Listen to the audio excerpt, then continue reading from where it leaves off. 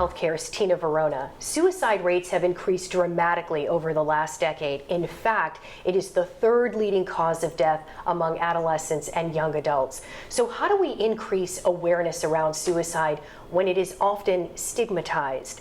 Well, here to answer that question is Dr. Hank Schwartz. He's a national expert and a psychiatrist in chief at the Institute of Living at Hartford Hospital. Thank you for joining me. Sure. Thank you, Tina. So first, there are many factors here, or so it seems, around suicide rates and the increase.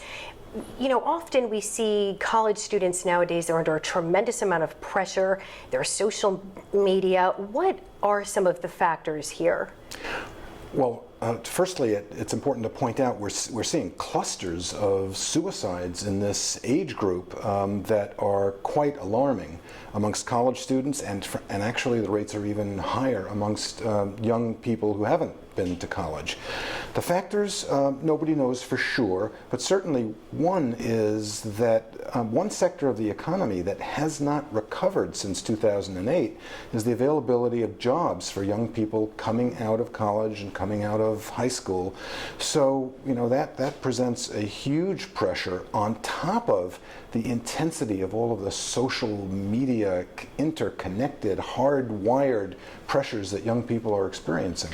Yeah, it's a lot different nowadays. How do we fare here in Connecticut as opposed to nationally? What are the suicide rates here? Actually, suicide rates for young people in Connecticut are somewhat lower than they are in the rest of the nation.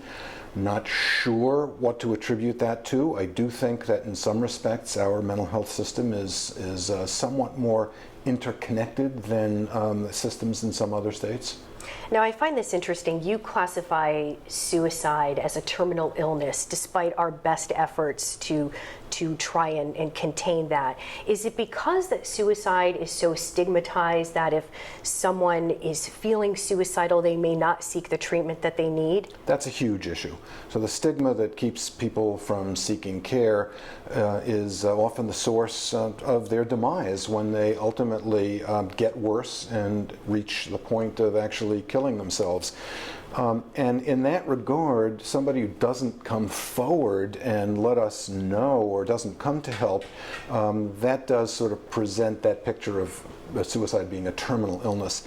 You know, at the same time, there's a movement now, the zero suicide movement, which is saying that, well, no, we need to pull back and think that there should be no suicides, that zero suicide will be the goal. I think it's an aspirational goal rather than a goal that we really ever can achieve, but we need to work towards it. Yeah, that's a tall order. So how do we eventually get there, or how do we start beginning to decrease that stigma surrounding suicide? Well, the first thing is we've got to understand that mental illness is treatable.